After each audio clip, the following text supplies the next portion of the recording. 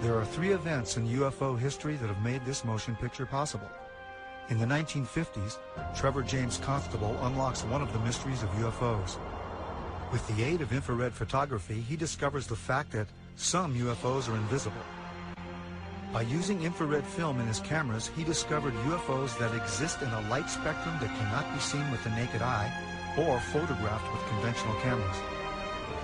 This opens a whole new aspect in the documenting of UFOs, and his discovery reveals some UFOs may be living creatures. He calls them critters. In 1994, Jose Escamilla discovers a phenomenon called mirage, a life form invisible to the naked eye that he had never seen before. He also develops a technique for filming these life forms that exist in the realm of the very past. He calls it skyfishing, using high-speed shutter settings on camcorders. In 1995, NASA stops airing live broadcasts from shuttle missions after UFO footage has been made public, creating a controversy about how much NASA really knows about their existence. Looks like you got an object right in front of you, Mark. Can you look out there? I'm not sure what you're talking about. Never mind. That same year, Martin Stubbs begins recording what will be 5 years and over 2,500 hours of uninterrupted live broadcasts from NASA's own downlink. Today, we have digital camcorder technology that enables us to capture UFOs in full-color, high-resolution video. Invisible UFOs can now be captured in broad daylight by anyone. Two camcorders of the same make and model are set up side by side. Camera 1 on the left is set for regular daytime recording. Camera 2 on the right is set on night shot, which has been converted to shoot in broad daylight. On the regular camera, there's nothing in the sky. With the night shot camera on the right, a UFO that is in the infrared spectrum is clearly visible. What has never been seen that exists in the invisible realm of the infrared can now be seen using current camcorder technology. Using this new technology for filming UFOs invisible to the naked eye, someone out there will eventually capture the best UFO or ROD footage ever, and probably in high-definition video. UFO research, however, is only a part of the story. I think it's long past time to open this up to the public. Give us information to the young people of the world in this country. They want to hear it. They want it. Give it to them. Don't hide it and tell lies and make stories. They're not stupid. Eventually, there's going to be something happen that it will make all of them have egg all over their face. And they're going to have to admit that they haven't been truthful at all.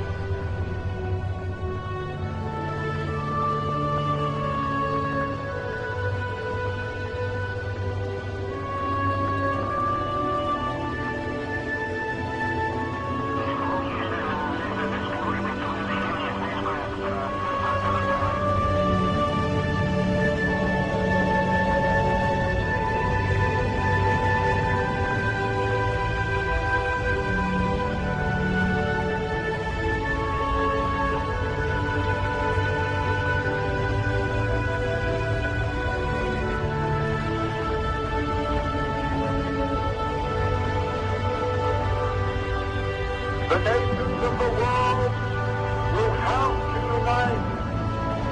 For the next war will be an interplanetary war. The nations of the earth must someday make a common front against attack by people from other planets.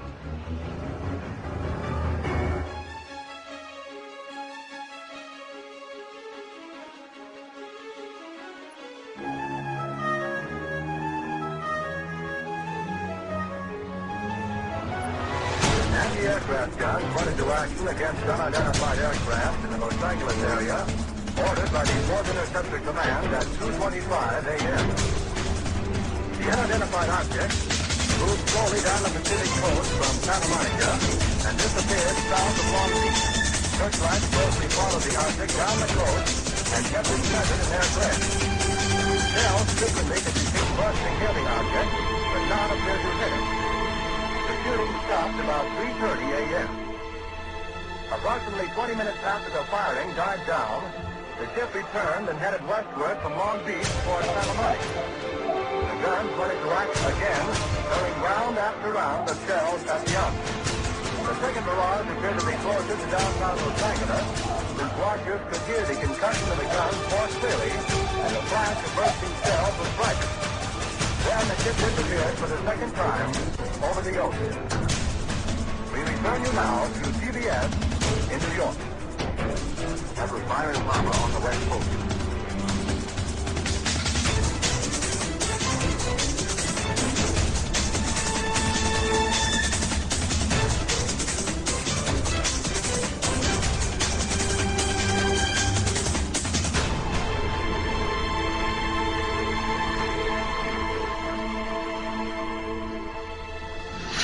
The Battle of L.A. was the first time that our military actually fired upon a UFO. The next day, the military told the press it was nothing but a weather balloon. Another report was that they fired at nothing due to war nerves. The Army was not too pleased with these reports. If they could not bring down a weather balloon with almost 1,500 rounds fired and direct hits, then what would they be able to do firing at real enemy targets? This was the first time official denial was put into motion regarding UFOs. This was 1942, only a few months after Pearl Harbor. Our distinguished guest for this evening is Dr. Willie Lay. Well, now, is our own government, our own Defense Department, taking the flying saucer reports seriously? They have to. After all, the Air Force, which is the one which is investigating, is charged with the defense of our skies. So if there's anything in the skies which they don't know and cannot account for, it makes them understandably uneasy. Major Donald E. Kehoe, a retired Marine Corps officer, insisted that the Air Force knew more than it was telling. We are being observed by some type of device which is ahead of us, far ahead of us, and is probably controlled by a highly advanced superior civilization. It has reached the point where many people in the Air Force have the same conclusion. In fact, the Air Force at one time had a top-secret estimate that these things were interplanetary spaceships. Right now, if you report having seen a flying saucer, you open yourself up to ridicule too, which is something which is deplored by the Air Force. In other words, members of our audience who might, for one reason or another, see a flying saucer can make the reports to the Air Force and be rendering a service now, Yeah. and not invite ridicule. Yeah. Instead of being a subject for ridicule and a big joke, actually is a serious matter which could affect the lives of all of us. Actually, most people who report a UFO sighting are patriotic citizens who have been mystified by something that they've seen, and through a patriotic sense, report it to the local law enforcement officials or to the United States Air Force base near them. The first reports were brought in by quiet and sober citizens, like Frank Manor. I looked north of me, and looked like a falling star. It was red, and kind of coming down, and on about a 45. And so then I watched it, and I was going to see if it landed, and then maybe go down and see what it was. And when it got to the top of the trees, it stopped, and a blue and a white light come on. And I looked at it, and I thought I was seeing things. Frank Manor's UFO remained over his swamp for more than 4 hours. His children saw it, his in-laws saw it, residents of the area saw it. I saw it looked shaped like a pie. I could see the front of it, and I just saw the round front, and I could see the lights on either side. I just wanted to stay there and keep my eyes glued to it. I couldn't leave. But I can't fathom it because it seems so unreal. William Van Horn, Hillsdale's undertaker and civil defense director, also spotted the UFO and was with his Geiger counter the next day, checking a mysterious perfect circle where the UFO had been seen. No one photographed it, but Sergeant Newell Schneider of the Sheriff's Office remembered it well enough to draw it. Oh, it moved very rapidly at any speed or whether any direction it wanted to go. Why it could change and go to the right or the left or go crossways without hesitating a bit. What do you think of it? Well, if they call it a flying saucer, that's what it is. The Air Force sent its chief scientific consultant on UFOs, Professor J. Allen Hynek, to check the Michigan sightings. Dr. Hynek agreed that the good citizens of Michigan had seen something in the marshlands. He thought they had seen marsh gas.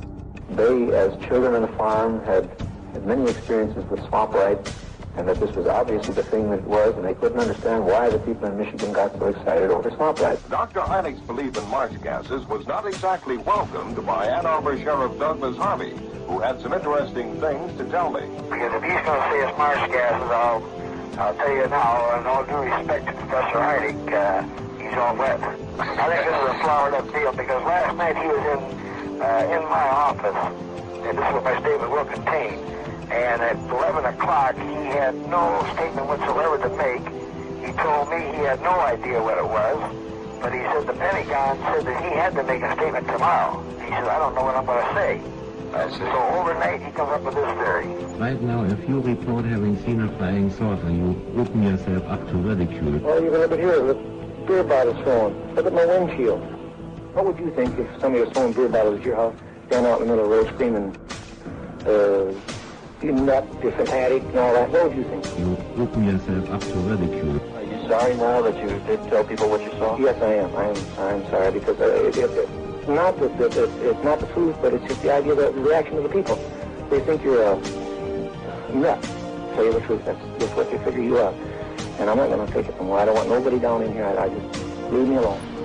You open yourself up to ridicule, too, which is something which is deplored by the Air Force, is deplored by the Air Force, is deplored by the Air Force. If the thing lands right there by that pump, I'd never say a word. And he got out and talked to me. I wouldn't tell nobody. That's just the way I feel. I'm bitter and disgusted in the whole matter. According to the United States Air Force, in following a policy which is set probably fairly high in the Pentagon, there are about 250 or 300 extremely incompetent airline and military pilots in this country. The airlines let them continue to fly even though they have reported UFOs. The Air Force has been accused from time to time of hiding information about UFO. What do you have to say to that, Colonel Henry? Well, these charges are absolutely untrue. We have not been hiding anything. This is not an attack on the Air Force spokesman or the project spokesman. They are simply following orders to explain away all UFO sightings as quickly as possible when they become public and deny that UFOs really exist.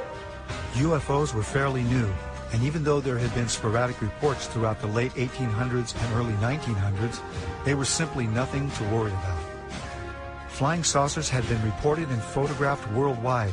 They were not an issue because the sightings, although seen by pilots and close to Army bases, did not seem to pose any kind of threat. They were simply passed off as strange lights or sightings of atmospheric and weather anomalies by untrained civilians who were seeing things that were easy to explain. After the attack on Pearl Harbor, it became apparent that our military needed to control who or what flew into our airspace. Radar was the newest technology for detecting anything in our skies that was not acknowledged to be our aircraft. The Battle of LA was an example of an unknown aircraft that was immune to all that our anti-aircraft guns could deliver. Nothing could bring this one object down. What was our military going to do to control this unknown threat? What would happen if the public found out these things were real and there was nothing we could do to stop them? The only solution was to deny that there was any kind of threat from something we had no control over, something we could not stop. The solution included an official denial that would last over 60 years.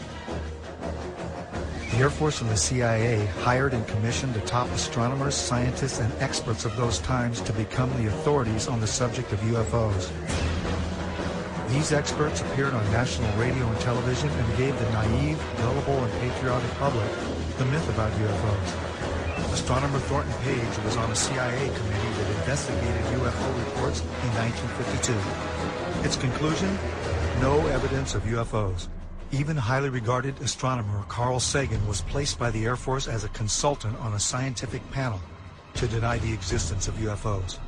The official Air Force reply was that there was no cover-up, and there were no flying saucers from outer space. I would like to close by reading a very brief excerpt from the report of the Air Force's Scientific Advisory Board, which they made recently upon completing a detailed review of the subject of UFO. This is a statement. The committee concluded that in the 19 years since the first UFO was sighted, there has been no evidence that unidentified flying objects are a threat to our national security. This was to become the greatest story ever denied.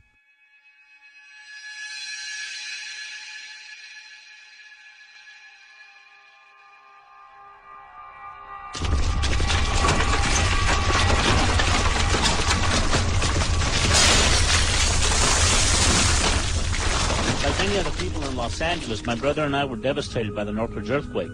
I was awake that morning making final edit decisions on a film that we had been working on for the past year. Our film and video editing studio was destroyed, so we had to finish cutting the film at one of the labs in Burbank. We didn't realize that the earthquake was only the beginning of what would become one of the many life-changing events that were about to unfold. We decided to go home and visit our family for a while before coming back and starting all over again. We went back to Roswell, New Mexico, which is our hometown, and a couple of months later we filmed the first broad daylight footage ever taken of UFOs over the Roswell area. We compiled an enormous archive of broad daylight UFO activity at Midway, which is where we all grew up, and which is located just 9 miles south of Roswell. Midway is also the place where the rods phenomenon was discovered. A mysterious object has been caught on tape over Albany, New York. It looks suspiciously like a missile. Is that possible? Yeah, that's pretty scary over a commercial airport, but I don't know, whatever it is, it was going very fast, it was above the clouds, and it was hundreds of feet in length. So the FBI has seen this tape? Yeah, they took it from me, and it's on its way to Washington to be analyzed. Now, what do you think it is? I mean, just looking at it, are you calling it a UFO? Or are you calling it a missile? What does it look like to you? A lot of people are saying that it's this thing called a rod, which I'm not sure about. These biological creatures that live in the upper atmosphere, which sounds strange, that we haven't discovered yet because they just move too fast for us to see. It doesn't. So somebody's telling you that thing is an animal. Yeah. This guy Jose Escamilla, he's been researching these for like 8 years. He has a website, and that's what he thinks. It's amazing. No telling what these things are going to teach us once we catch a specimen and investigate what its makeup is. But it's an incredible phenomenon. Whatever these things are, they've mastered the ability to travel through both mediums as if there's nothing really there. It's like traveling through dimensions. The rods are just one part of an enormous panorama of life that is veiled from normal human sight. You found that by using an extremely fast shutter, you could slow down and objectify something that would otherwise elude the photographic process. But that doesn't mean that they're not there. It just means that you need a device, an apparatus that will remove an optical limitation that you have. We don't reject the microscope because the microscope intensifies the power of human sight. Without it, the world of the microbe would not exist. But that wouldn't alter the fact that our entire environment, our entire living scenario, is really conditioned upon what happens in a domain that we cannot see directly. In my opinion, the same thing applies, and this will be verified in years to come, at the upper border of nature. But I realized at this point that it's very secret, that it was kept secret, because I asked him, what are you going to do with this piece of information? And he said, we always airbrush these out before we sell them to the public. So they're pesky little creatures appearing on this photograph they wanted to get rid of. This is a fact of the matter. We were really not sure after John flew whether or not there were critters, living critters out there somewhere. Critters that were captured by NASA on that mission, the STS-75 in 1996. In all my considerable experience of the entire UFO scenario, I have never seen and never expected to see footage like that. And least of all did I expect to see it on film or tape that had been exposed by the government in a NASA mission. The shuttle Columbia in this mission was equipped with a very sophisticated and expensive ultraviolet camera. It was sensitive to the near ultraviolet. And when they were up at 300 miles above the atmosphere, they launched from the Columbia a small satellite with a tether. Not long after it was launched from the Columbia, the tether broke. We'll record steadily the whole break and coil back to the tether. Copy, Claude. Here we go. Again, this is a view of the satellite. Well, if it had to break, it did it in the right place. And you see on this astonishing film, you see the satellite go drifting far astern of this orbiting Columbia. The tether, which is 12 miles long, straightens out into a long white line, which you can see as plainly as could be. Columbia and the satellite now 77 nautical miles apart. Now, while this is all going on, a whole covey of UFOs, perhaps 36 of them, manifest to this ultraviolet camera, and they begin moving around, circulating, looking for all the world like something in an aquarium tank. The satellite, again, just moving into sunrise. Now, Houston, of course, down on the ground, is getting this feed from the Columbia, and they ask the astronauts in the shuttle, what can they see? What is it they can see? You guys getting the image? Franklin, we see a long line, a couple of star-like things, and a lot of things swimming in the foreground. Can you describe what you're seeing? Well, the long line is a tether, and there's a little bit of debris that kind of flies with us. It is like a brilliant white bar. It looks like a neon sign, and it's 12 miles long. Now, what this does is give you a sort of cosmic ruler by which you can get an idea and an estimate of the diameter of the UFOs that are flitting around down there. Now, when you see them go behind the tether, that means that you can use that tether like a ruler to measure their diameter. And those things that are down there going behind the tether are between 2 and 3 nautical miles in diameter. One of the things you see over and over again is you see UFOs materialize into the ultraviolet while you watch. You see them come from out of nowhere to the point where they are returning a response to the camera. You also see them dematerialize while you have them under observation. There's 2 of the central things that have gone on with UFOs since day one: materialization and dematerialization. It's going on in this film, 300 miles above the Earth, photographed by your government with your astronauts superintending the whole thing. Charlie, completely unzoomed, and you see the full extent of the tether. Columbia, Houston, that's a much better view, a lot more contrast visible. It's not an infrequent occurrence out there. They happen quite often. There were probably 1,500 reported cases in Vietnam. I have over 3,000 cases now. They estimated 100 yards from the left wing was this 100-foot disc. And the strength of the signal was as strong as the surface contact on the water of an aircraft carrier. This contact was huge. We were flying tankers over England, and London Control asked us to intercept a UFO. We would go from 1 o'clock, 7 or 8 miles to 6, 7 o'clock, 7 or 8 miles inside of 4 or 5 seconds. You have to be moving. They could rise, go straight up. They could do that. It seemed like instantaneous. Once they started moving, they went straight up, for a while, and then they went zap. And it just sort of disappeared. It dematerialized and left the atmosphere just gone. It just took off into space. It just left at high speed. There have been ET visitations. There have been crashed craft. There have been material and bodies recovered. I didn't want to look at it any longer than that because I felt that my life was in jeopardy. I was beaten, literally hit in the ribs and pushed, and I was resisting. And I know Sergeant Bustinza was doing the same thing.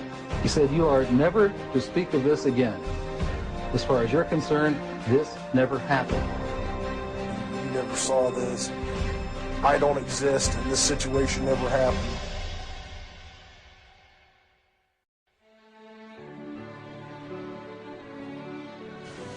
We are here today to disclose the truth about a subject that has been ridiculed and questioned, denied for at least 50 years.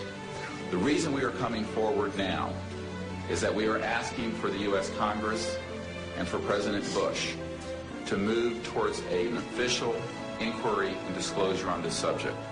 Morning, ladies and gentlemen. My name's Clifford Stone. I was Sergeant First Class, United States Army.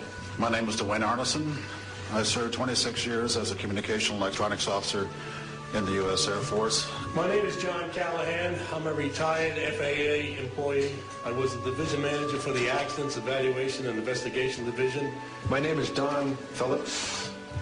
I was in the United States Air Force and had worked with certain intelligence agencies of the United States government. These are people who have been inside the CIA, NSA, NRO, Air Force, Navy, Marines, Army, all divisions of the intelligence and military community, as well as corporate witnesses, contractors to the government. My name is Dan Willis. My name is George Filer III. My name is John Maynard. My name is Donna Hare. My name is Carl Wolf. My name is Harlan Bentley. My name is Larry Warren. My name is Mark McCandlish. And these are folks who have been involved in so-called black budget or covert unacknowledged projects. These unacknowledged special access projects are taking in at least $40 to $80 billion per year. And they are sitting on technologies that can change the world forever. My name is Charles L. Brown. My name is Michael Smith. My name is Robert Solis. My name is Carol Rosen. I have had grown men weep who are in the Pentagon, who are members of Congress, and who have said to me, what are we going to do? And I'm prepared to tell the story in front of Congress, and it is the truth. And I will testify under oath before Congress that what I'm saying is the truth. I'm prepared to go to Congress, to swear before Congress that everything I've told you people and everything that is here is the truth. These men and women have come forward and they have their credentials, they can establish who they are, and they have been first-hand witnesses to some of the most important events in the history of the human race. I'm willing to testify to the truth of all these matters that I've spoken about in front of Congress under oath. I'm willing to testify before Congress that what I'm saying is true. And I am prepared to testify in detail concerning these events and their truthfulness before Congress. These statements are true and willing to testify under oath before Congress. That I will testify under oath as to what I say is true, and I will do so before Congress. So I will testify before Congress if necessary and explain exactly what happened. And I will testify before the Congress under oath about everything I have said and more. I have personally briefed a sitting director of Central Intelligence, James Woolsey, President Clinton's first CI director. I have personally briefed the head of the Defense Intelligence Agency, the head of Intelligence Joint Staff, members of the Senate Intelligence Committee, many members of Congress, members of the European leadership, the Japanese cabinet, and others. And what I have found is that none of them are surprised that this is true, but they are uniformly horrified that they have not had access to these projects. A lot of people talk about conspiracies over a shadow government. I'm willing to testify before Congress that these black operations do exist. I nearly became part of it. But I saw the light, I think, or was, and I got out. And that's it. We have to disclose what we know. And I am willing to testify before Congress under oath, or before any other organization, that what I witnessed is true. This whole project, bringing this out in the open, will probably take other people too. But myself, I'm 73 years old, and I've had a good life and no regrets. I've loved this country, and I've been a Christian all my life since I was about 11 years old. And so I believe God wants this known. And I believe the cosmos wants this known. I know we're not alone in the universe. I know that the absence of evidence is not evidence of absence. It's evidence that has been denied to the American people.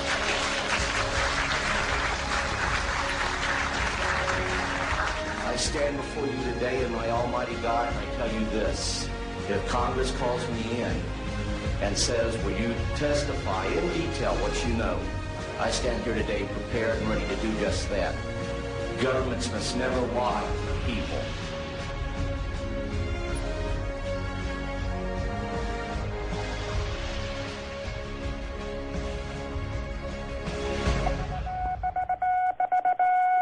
Headline edition, July 8, 1947. The Army Air Forces has announced that a flying disc has been found and is now in the possession of the Army. Army officers say the missile, found sometime last week, has been inspected at Roswell, New Mexico, and sent to Wright Field, Ohio, for further inspection. The whole project was get as much information and technology out of these crafts as fast as they could, and to steer the news media off on some crazy idea that these sightings were created by college pranks and balloons and meteorological problems. And a lot of the information was siphoned off by the CIA and the National Security Agency and people at ONI, Office of Naval Intelligence. It was the first time I'd ever seen anything like this before, and all eyes were just peeled on that particular thing. And when he told us what it was, it was frightening. It was eerie. There, you could have heard a pin drop in the room when it was first mentioned. Well, he said it had been taken from one of the craft that had crashed in New Mexico, and that it had been taken from a box of materials that the military was working on. They didn't use the word reverse engineering at that time, but it was something similar to the reverse engineering that they felt like they needed to work on, and it was going to take years to do this. I was a duty officer that night, and I went to the veterinarian section, and one of a sergeant I knew very well was sergeant of the guard that night. I told him, Sarge, how's everything around here? And he said, fine, sir. I told him, you know, they told me to be careful to watch this area because you have a sense of something sensitive here. He said, you want to see it, sir? I told him, yeah, let's go look. And I knew this sergeant very, he was a master sergeant. I went back, and there was 5 crates there, like 5 or 6, I think it was 5. I lifted one up, and here's this body there and floating in fluid. First, I thought it was a child because it was small. Then I looked at this head and all, right away, and this was only happened in a matter of seconds. Then I put the end back down, and the head was different, the arms were spindly, the body, it was gray. So right at that moment, I figured, I don't know what this thing is. So like an intelligence business, I just better put it in the back of my head here and wait till maybe in the future I get corroboration so I can evaluate what it is. Curtis LeMay started to open up and talk about what he told me about Roswell and the crash that had occurred, and he told me that he was aware that it wasn't ours, it wasn't the military's, the Air Force or the Army or the Navy, and it was highly strange. It was a highly strange vehicle that crashed. He said, I'm going to tell you something. He said, but if you say that I told you, I'll swear I never even mentioned it to you. I said, no problem.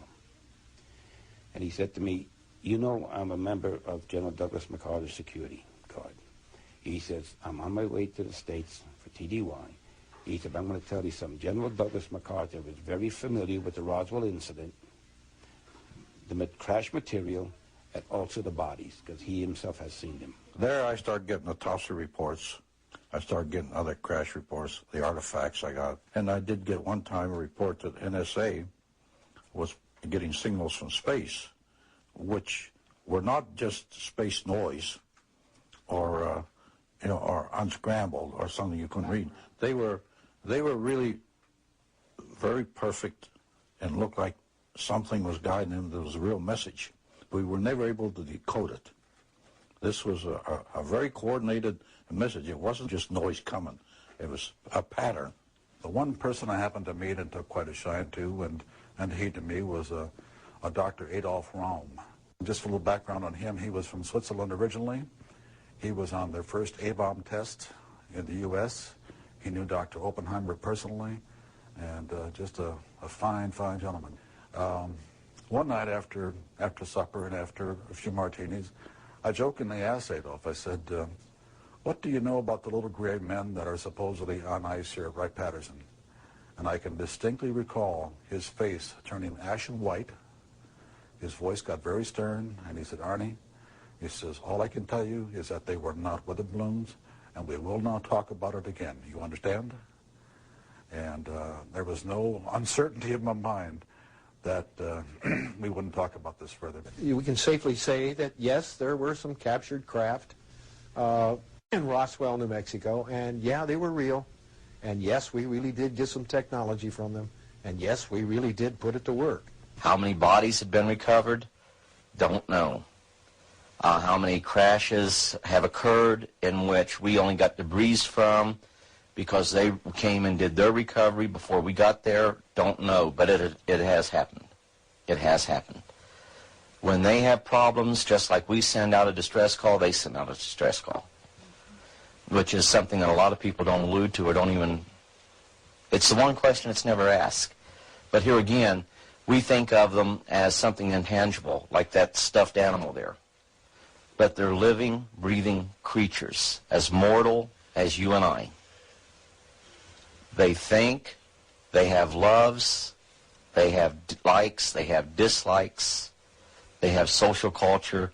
This is so important to try to make people understand that that is the case.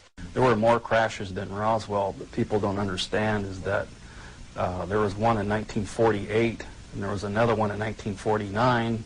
The radar testing in New Mexico was the cause of a lot of them that were crashing, and high-powered transmitters, when they would get too close to transmitters, it would interfere with their guidance control, and they would just crash. Other craft crashed. We had shot them down. As an example of some of our precision, we have here a photo of an object re-entering the Earth's atmosphere. Through our programs, we were able to predict a precise time that this was going to happen and notified a particular agency who then went out with a camera and was able to obtain this photograph. What altitude? This is just entering the Earth's atmosphere somewhere around 400,000 feet. We've been successful. It crashed in White Sands, New Mexico. We tracked it. We were tracking it at the time, and we were successful in damaging enough where it crashed.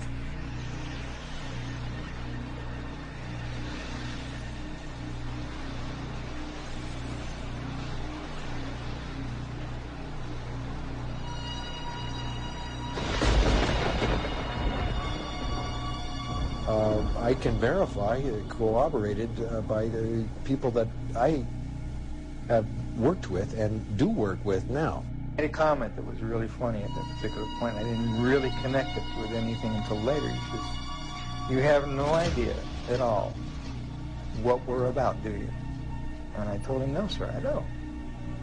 He says, "Well, someday the technology will be out there that has been totally back-engineered." Went right over my head at that particular point. When we gave the information out, we gave it out, and and insisted they take the patents.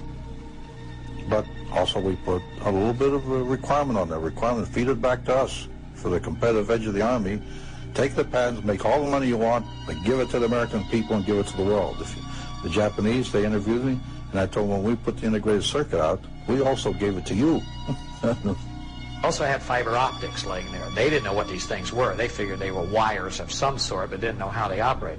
The interesting thing that shows you that we have not achieved the point of where these fiber optics are is my dad would also hold them in his hand, and when he closed his hand around them, the ends would be glowing.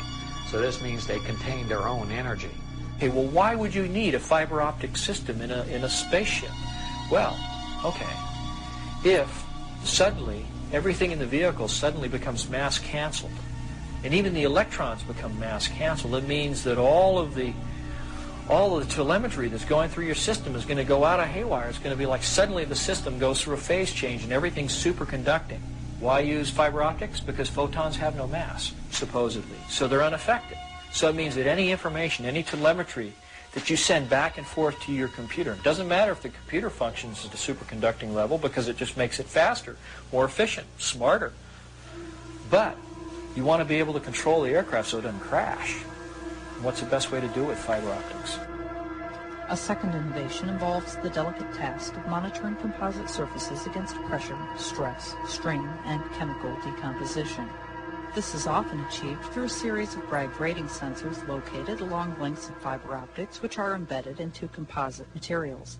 However, NASA has increased the sensing locations exponentially from what is currently available. Applications for the macrofiber composite are almost limitless. They had a big black curtain that divided the hangar into two different areas, and that behind these curtains was another big area, and inside this area they had all the lights turned off, and they go in, they turn the lights on, and here are 3 flying saucers floating off the floor. No cables suspended from the ceiling holding them up, no landing gear underneath, just floating, hovering above the floor. Deanne Dittis with United Press International. Could you please address the vehicle that there was a drawing displayed of? Why would this vehicle be on display at an air show? He said there were 3 vehicles. The first one, the smallest one, the one was partially taken apart, the one that was shown in the video that was running in this hangar, November 12, 1988 at Norton Air Force Base, was about 24 feet in diameter at its widest part, right at the base of that flange. In a few instances, I can say there are clearly over-unity electromagnetic devices, things that produce more electrical energy out than in. This is an alien reproduction vehicle, and just to be clear, this means that it is based on advanced anti-gravity and zero-point energy propulsion systems. The next biggest one was 60 feet in diameter at the base. There are corporations such as SAIC, Lockheed Martin, Northrop, and others that deal specifically with advanced energy and propulsion systems connected to UFOs. And I think that what has happened, from the best we can tell, is that we have lost control of these projects from a constitutional law perspective because the infrastructure within military intelligence and corporate channels is so well funded. Oh, by the way, and the largest of 3 vehicles was about 120 to 130 feet in diameter. And that's massive. Think about it. It's just huge. The reason it's called alien reproduction vehicle is that it's based on the study of extraterrestrial vehicles, but it is manufactured by human military intelligence, aerospace contracting arrangements. We are not in Kansas anymore.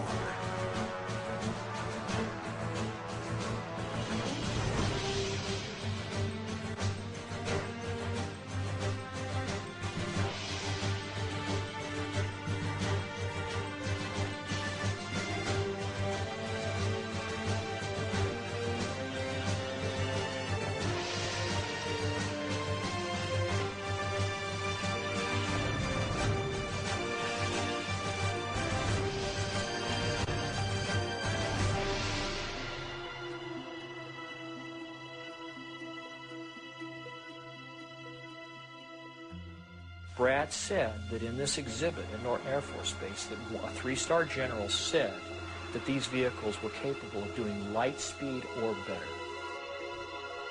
I think they made a mistake at Roswell. Rather than admitting it, They covered it.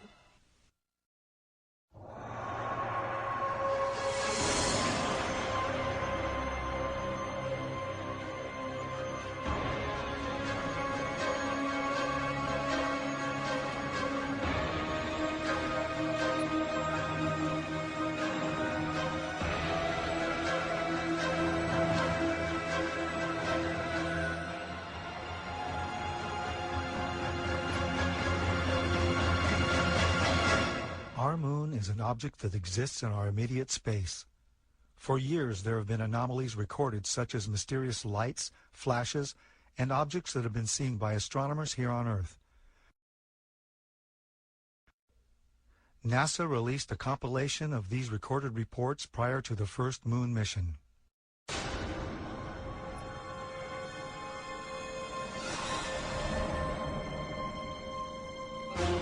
Gemini 7 here, Houston, on your 8. Left clear, 7, go ahead. Philadelphia at 10 o'clock time. This is Houston, say again, 7. I said Philadelphia at 10 o'clock time. Roger. Billy Control here again. The reference in that conversation was bogus. It was Borman who reported citing the bogus. This is Gemini Control Houston at 4 hours, 24 minutes into the flight. Well, as far as the moon is concerned, I think they found when they got up there that there was already somebody there. And I wouldn't want to say any more than that. But they got out of there and they haven't been back. But I have seen certain documents and read certain reports that indicate that there's somebody already there that knows a lot more than we do and would be willing to run us off if we didn't go on our own. I doubt that we will go to the moon again. It has been argued that the moon could be used as an indicator of extraterrestrial visits to our solar system. Unfortunately, the detection of ET artifacts on the moon is outside the interests of most mainstream archaeologists, as archaeology tends to adhere to a pre-Copernican geocentric point of view. It is generally accepted that the search for alien artifacts on the moon is not necessary because there are none.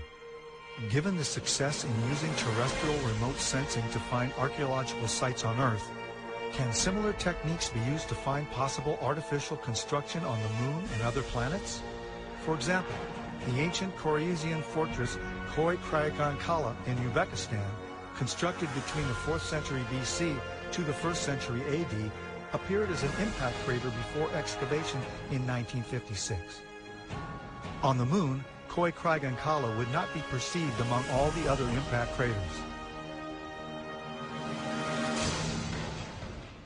In 1962, Carl Sagan spoke on the possibility of discovering alien artifacts on the moon, stating that forthcoming photographic reconnaissance of the moon from space vehicles, particularly the far side, might bear these possibilities in mind.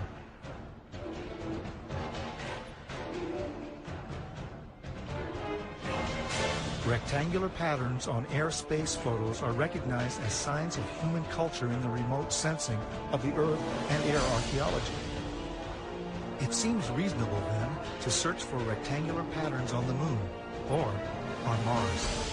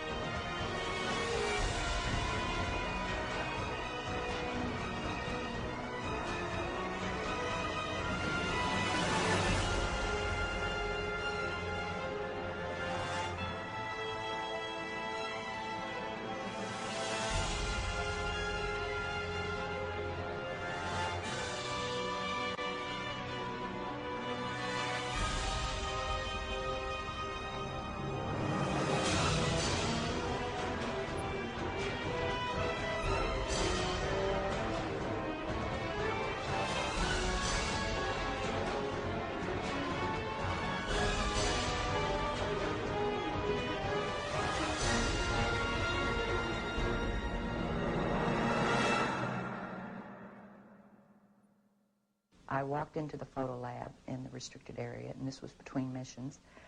One of the gentlemen I had been friends with, and I still talk to occasionally, he pointed to one area of this mosaic. It was one panel of a mosaic with a smile on his face. He said, "Look over there." And I looked, and in one of the photo panels, I saw a round white dot. And at the time, it was very crisp, very sharp lines on it. And I said to him, what is that? Is that a dot on the emulsion? And then he's grinning, and he says, dots on the emulsion don't leave round shadows on the ground. And there was a round shadow at the right angle, at the correct angle, the sun shining on the trees. I saw pine trees. I didn't see a coastline. I don't know where this was. And I said, "Is this a UFO?"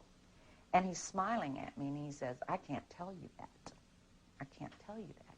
What I knew he meant was it was, but he couldn't tell me. So I said, "What are you going to do with this information?"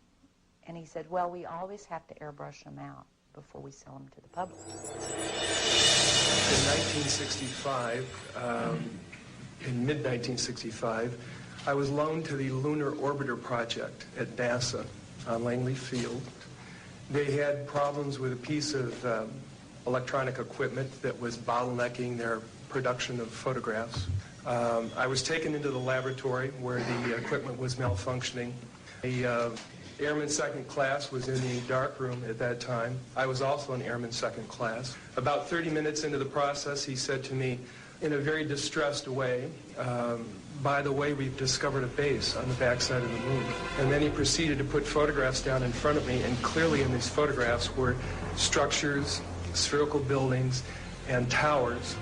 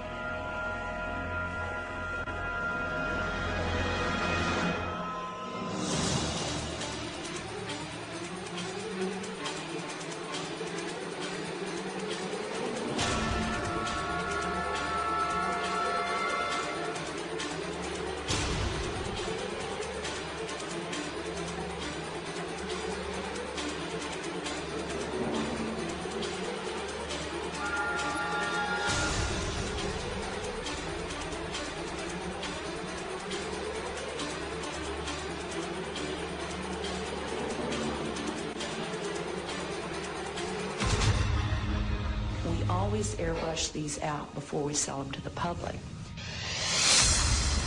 Mosaics and showed this base, which had geometric shapes. There were towers, there were spherical buildings, there were very tall towers, and things that looked somewhat like radar dishes, but they were large structures. If I compare it to what I'm seeing now, because I do have photographs that have artifacts in them that are similar to what I saw, they're massive. Some of the structures are, half a mile in size. So they're huge structures. Some of the buildings seem to have very reflective surfaces on them. A couple of structures that I saw reminded me of cooling towers at power generating plants. They had that sort of a shape. Some of them were just very, very straight and tall with a flat top. The particular shot that I saw, there were several clustered together over a landscape, a fairly large landscape.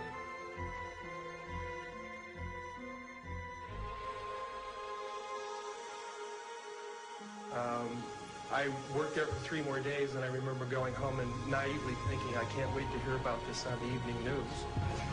And here it is, more than 30 years later, and I hope we hear about it tonight. And I will testify under oath before Congress that what I'm saying is the truth.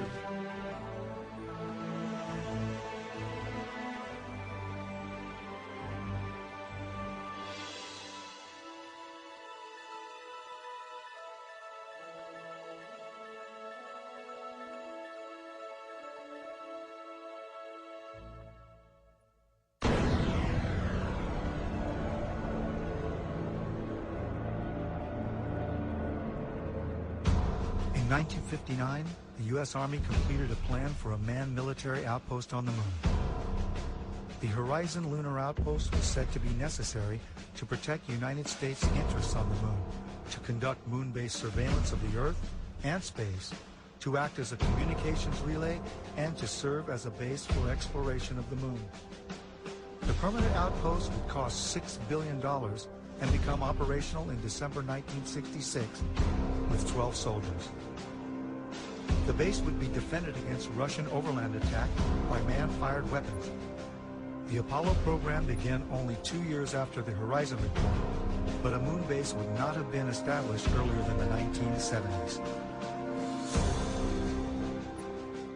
During the discussion of UFOs, the question ultimately is going to come up, can any government keep secrets, let alone the U.S. government?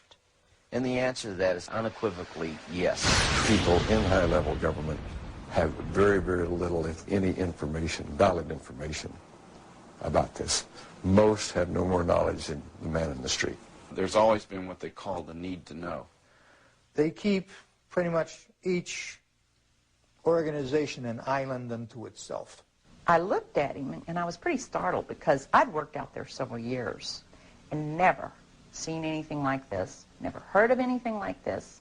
I had a top secret crypto clearance, and I could go into areas where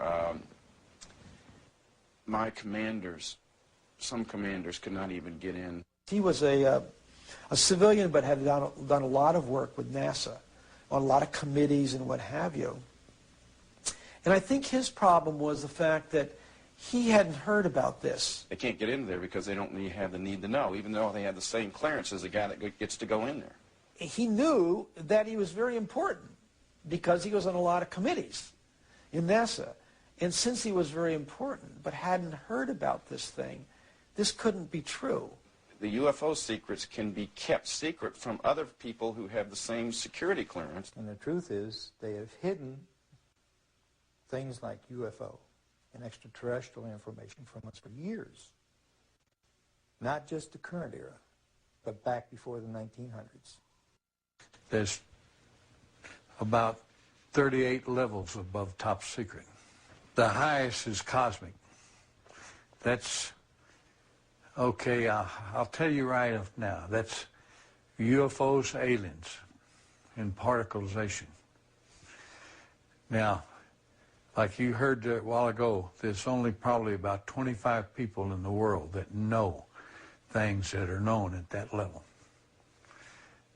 No president has had that level, has ever been cleared for that level. Eisenhower was the closest. Eisenhower wanted somebody to be in charge. He tried the CIA director, and it didn't work. CIA was working primarily for itself. Most of the intelligence directors of the services were working for themselves. What happened was Eisenhower got sold out. I think that he realized that all of a sudden this matter is going into the control of corporations. He realized that he was losing control. He realized that the phenomenon of whatever it was that we were faced with was not going to be in the best hands, and those were as far as I can remember, that was the expression that was used. It's not going to be in the best hands. In the councils of government, we must guard against the acquisition of unwarranted influence, whether sought or unsought, by the military-industrial complex. The potential for the disastrous rise of misplaced power exists and will persist. We must never let the weight of this combination endanger our liberties or democratic processes. We should take nothing for granted. Only an alert and knowledgeable citizenry can compel the proper meshing of the huge industrial and military machinery of defense with our peaceful methods and goals. And so it was organized under the name the NRO. You couldn't mention NRO. NRO, National Reconnaissance Office, basically run by the Air Force. The Reconnaissance Office, from my understanding of people that I've had contacts with since I retired, has taken on a lot more responsibility, particularly towards UFO and extraterrestrial activities. You could say that they picked up where Blue Book dropped off. If you're on that level, there's an organization worldwide called ACIO. That's Alien Contact Intelligence Organization. If you pay your dues and you follow the rules, you can benefit, your government is allowed to benefit from that organization's information. Henry Kissinger headed some sort of a study group back in the 50s to study the ramifications of this information if it had leaked through a credible source. In fact, Jimmy Carter was not brought into the loop. They, for some reason, the group, the control group, they don't trust the guy for some reason. They don't trust Jimmy Carter. They were afraid that he would come out and make statements, blanketed statements to the news media. I was contacted by Ms. Marcia Smith, who was the director of the Science and Technology Division of the Congressional Research Service. She asked to meet with me, and I met with her, and she informed me that President Carter, upon taking office in January of 1977, held a meeting with then the Director of Central Intelligence, who was George Bush Sr., and demanded that the Director of Central Intelligence turn over to the President the classified information about unidentified flying objects and the information that was in the possession of the United States intelligence community concerning the existence of extraterrestrial intelligence. This information was refused to the President of the United States by the Director of Central Intelligence, George Bush Sr.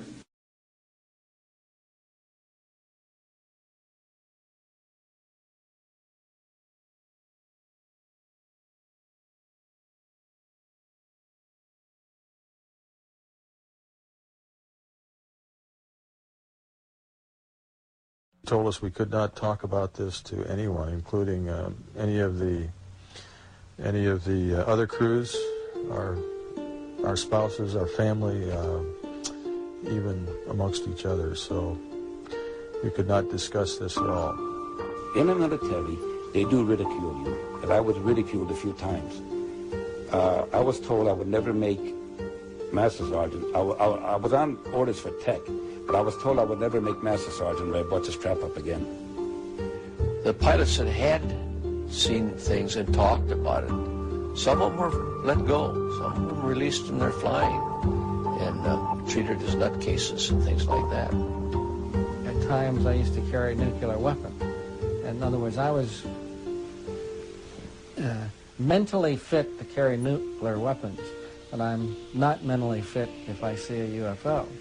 Well, this criticism and this ridicule has, I think, done more to keep the story coming out than almost anything else. It had been discussed with me on numerous occasions. Talked about what could happen to me militarily and what could happen to me even if I discussed this as a civilian. That subject just was dropped. It just wasn't discussed. Anything to discredit you, and you'd never get a promotion, and I'd spend the next 3.5 years up the North Pole living in a tent checking the weather balloons. I've made no money from this. I've got nothing but pain and suffering out of talking about it. I've been harassed at my home. This was used against me partially in losing a job once in teaching. I've had a hell of a time after I've told this story, but I continue to tell the story because I think it's important for people to understand that this sort of shit goes on in the government. He was sorry he wrote the book. He was sorry he exposed the family to the ridicule, to the lawsuits. It's been very tough on our entire family. He did not want to die, leaving us with these problems. Just hope that the future people such as yourself and me will know what to do with this type of knowledge that this man brought forward. I do say that he is the first man to come forward in a high capacity.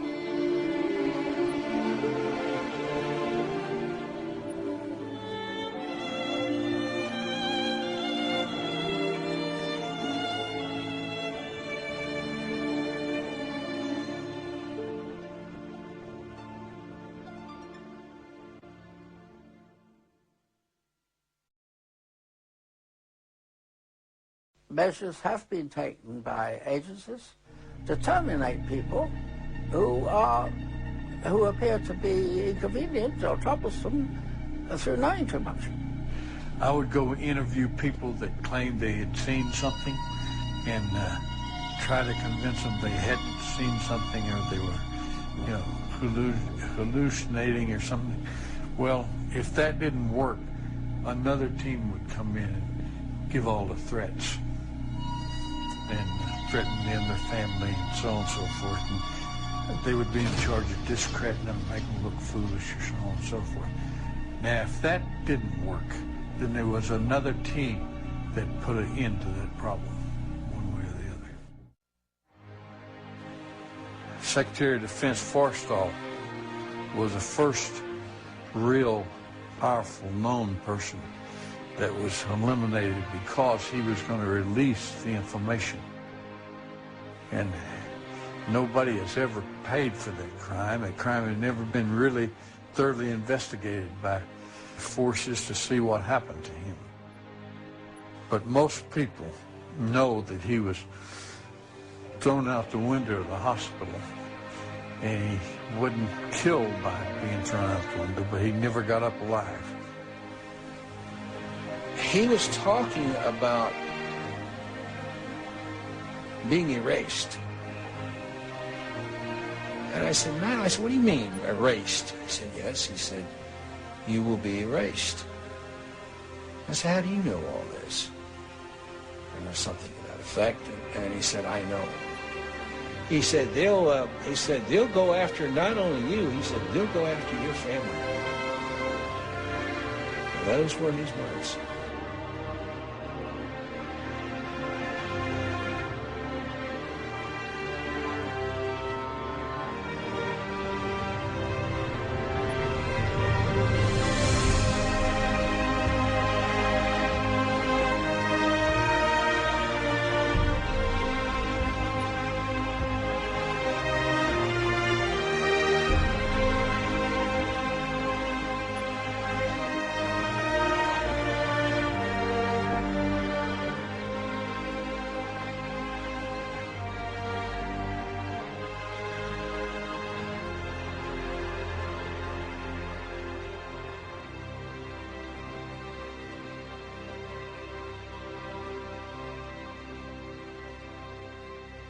And they're yelling at me, and they're hollering and cursing, and you didn't see anything, and we'll do you and your whole goddamn family. And they're it was basically that for about 8 or 9 hours. They're just off on their own.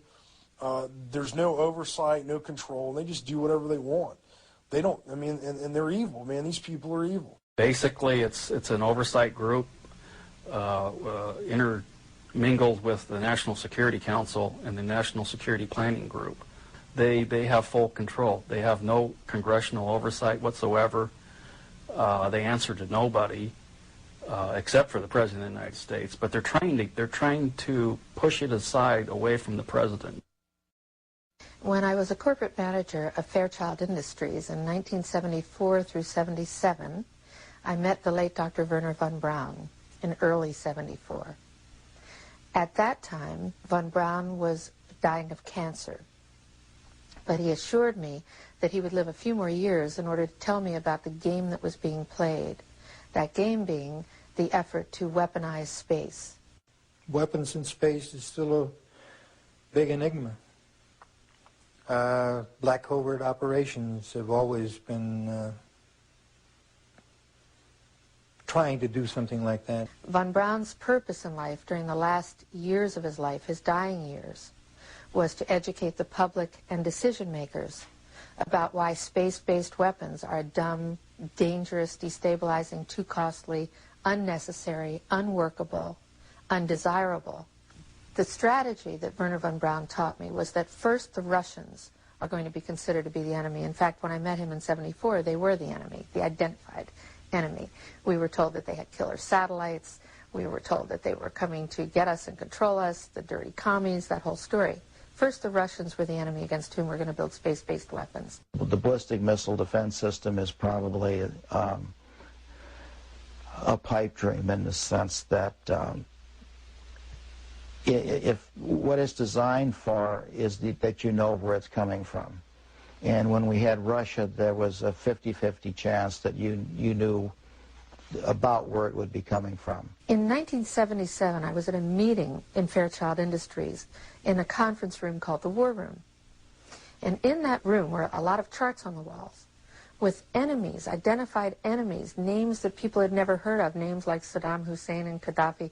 But we were talking then about terrorists, the potential terrorists. No one had ever talked about this before, but this was the next stage after the Russians against whom we were going to build space-based weapons, these terrorists. They wanted a weapon system they could put in space that would stop a ballistic missile. That was the concept. This is 1977, and they were talking about creating a war in the Gulf region when there was $25 billion in the space-based weapons program that yet had not been identified. It wasn't called the Strategic Defense Initiative, at least, until 1983. This weapons system then had obviously been going on for some time that I didn't know anything about. When Star Wars was brought out as an idea, which was before Reagan actually, and incorporated into his administration, it became pretty much a window dressing, as when people would call it, but there was a lot of truth behind what they were trying to do. They knew the basic principle of what they wanted to do. So I stood up in this meeting in 1977 and it said, I'd like to know why we're talking about space-based weapons against these enemies. I'd like to know more about this. Would somebody tell me what this is about? Nobody answered. They went on with this meeting as though I hadn't said anything. We heard a lot about terrorism. Then we were going to identify third world country crazies. We now call them nations of concern. With the rogue nations we have today, it's absolutely ludicrous. But he said that would be the third enemy against whom we would be needing to build space-based weapons. And the next enemy was asteroids. Now at this point, he kind of chuckled the first time he said it. Asteroids, against asteroids we're going to build space-based weapons. So it was funny then. And the funniest one of all was against what he called aliens, extraterrestrials. That would be the final card. And over and over and over, during the 4 years that I knew him and was giving his speeches for him, he would bring up that last card. And remember, Carol, the last card is the alien card. We're going to have to build space-based weapons against aliens. And all of it, he said, is a lie. Well, if they were hostile, my own knowledge is, and feeling, I don't know about all of them, is that we could have been, with their weaponry, as it might be used, could have destroyed us a long time ago. If beings can travel in time-space, then anything we would put in orbit as a weapon would be like going against Genghis Khan with a firecracker. Now, some would like for us to believe, like to develop the idea that the aliens and people are our enemy now. But that's not true. I noticed the satellite's positionings. I said, now, this is supposed to be a system that tracks radar anomalies on Earth, right? You know, the whole thing, movement. Yep, that's what it does. And he says, and why are half of them pointed towards the outer space? Towards the moon, towards areas that are just blank space. I have concluded that I'm fighting against the clock, that I have but a short time to try to convince people that we are moving in an avenue where we are going to militarize space. As a result of militarizing space, we are going to acquire new technology. We're going to evolve new technology. At least half of those satellites you got up there aren't looking at Earth. He had to receive several transmissions from the Pentagon and from other satellite monitoring stations of the NSA that they were tracking ETVs, extraterrestrial. That stands for extraterrestrial vehicles. I said, what are they looking for? He says, well, you got to have them need to know about that. We put nuclear weapons out in space as a line of defense, and we was ready to blow them up if they started in. He didn't mention a timeline, but he said that it was going to be speeding up faster than anybody could possibly imagine. Okay, we're not joking about this, but Dan was at window 1. He looked out, he saw an object floating nearby. We took several pictures of it. It's fairly small. We just heard that in the process of poring over that heat shield, they found 3 more objects floating in close proximity to the space shuttle Atlantis. There you go, 1, 2, and 3. Unclear what those are. Maybe a 4th thing. Unclear what those are. Could be ice. Could be little pieces of harmless debris. Worst case scenario, could be parts of the heat shield, and that is why NASA is concerned. So it's very hard to identify what those little things might be.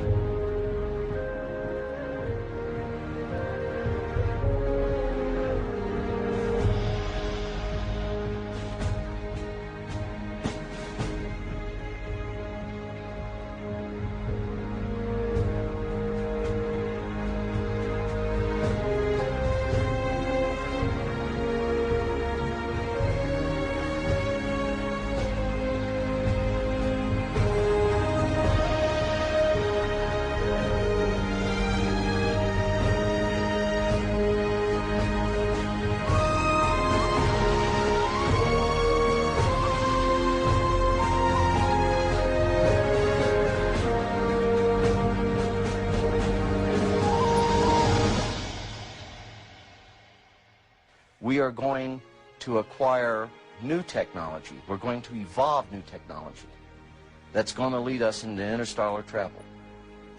As a direct result, we will become a threat to them unless we spiritually grow also. Air Force Space Command, Masters of Space. June 9th, 2006. Air Force Space Command was crucial in Zarqawi hit. Air Force Space Command news release. Air Force Space Command delivered space combat effects for the precision strike that resulted in the death of terrorist leader Abu Musam al-Zarqawi, head of Al-Qaeda in Iraq. A global positioning system-aided GBU-38 Joint Direct Attack Munition was one of the 2 munitions used in the bombing of Zarqawi's last safe house. An artist's concept shows a GPS satellite orbiting Earth. We have to credit Lockheed Martin for this one, folks. Once again, GPS-aided munitions played a significant role in the success of an important operation, said Brigadier General Donald Alston, Director of Air and Space Operations, or AFSPC. We provide communications, navigation and timing, intelligence, surveillance and reconnaissance, and missile warning. Our mission is 365 days a year, 24 hours a day, 7 days a week, providing space effects to the warfighter, said Vice Commander Major General Thomas Taverny. Air Force Space Command, Masters of Space. President George Bush is expected to issue a directive in the next few weeks giving the U.S. Air Force a green light for the development of space weapons, potentially triggering a new global arms race, it was reported yesterday. The new weapons being studied range from hunter-killer satellites to orbiting weapons using lasers, radio waves, or even dense metal tubes dropped from space by a weapon known as rods from God on ground targets. Space warfare experts said they expected the Bush administration directive to signal a shift in attitude towards exploring ways of affirming U.S. dominance in space militarily. In a memo that I wrote to President Bush last week, I stated that this campaign will persist until our goals are met, and they are as follows. That we have open, honest hearings on the subject in the U.S. Congress. That there would be a permanent ban on the weaponization of space or the targeting of any objects of extraterrestrial origin. That there be a full and complete study of classified technologies connected to this subject, specifically technologies connected to UFO and extraterrestrial vehicles. If declassified and used for peaceful energy generation and propulsion, would solve the looming energy crisis definitively. You don't need cars unless you've got an internal combustion engine. Well, if you have one of these units, you know, that's about 16 inches long and about 8 inches high and about 10 inches wide, then you don't need to plug into Kit Carson, the local electric company. It burns nothing, no pollution, okay? It never wears out because there's no moving parts. Denny Klein uses an alternative fuel source once thought impossible. He says people still have trouble believing him when he reveals his liquid fuel. Water. Take water and electricity, and we break it down through our very unique electrolysis process. Klein has just patented his process of converting H2O to HHO, producing a gas that combines the atomic power of hydrogen with the chemical stability of water. It turns right back to water. You see the water running off of it. Klein originally designed his water-burning engine for cutting metal. He thought his invention would replace volatile acetylene in welding factories. And then one day, as he drove to his laboratory in Clearwater, he thought of another way to burn his HHO gas. On a 100-mile trip, we use about 4 ounces of water. Klein says his prototype 1994 Ford Escort can travel exclusively on water, though he currently has it rigged to run as a water and gasoline hybrid. Simply speaking, it can change the world by reducing our dependence on fossil fuels. These are equivalent to our... Pete Dominici is helping Klein take his hydrogen technology patents from a 2-room office in Clearwater to consumer markets around the world. You know what? Microsoft came out of nowhere, came out of the garage. Why not hydrogen technologies? The duo is already in negotiations with one U.S. automaker and the U.S. government. Their plans have grown from basic welding with water to powering the entire world from the safest and cleanest fuel on Earth. Members of Congress recently invited Denny Klein to Washington to demonstrate his technology. Now his company is currently developing a Hummer for the U.S. military that can run on both water and gasoline. I have concluded that it's based on a few people making a lot of money and gaining power. We have cartels. We have a whole set of cartels in an area, interlocking corporations, and behind this we have a few people who are quite wealthy and who own most things. It's about ego. Everybody's trying to be the big monkey. It's really as simple as that. Who's control of petroleum of the world? A lot of people think that Iraq, Iran, and so on and so forth. They don't. They don't. We control it. Us and the British interest and the world interest. Well, some people refer to this the secret government. I would say that in terms of profiting from the status quo, big oil, there are certain geopolitical and financial infrastructures that would not welcome a definitive replacement to the fossil fuels. So what we get is the great Armageddon everybody's been dreading. The energy crisis going right now, in my view, will probably evoke a great Armageddon that we've all feared so long in about 2007. It's about a few people who really are playing an old, dangerous, costly game for their own pocketbooks and power struggle.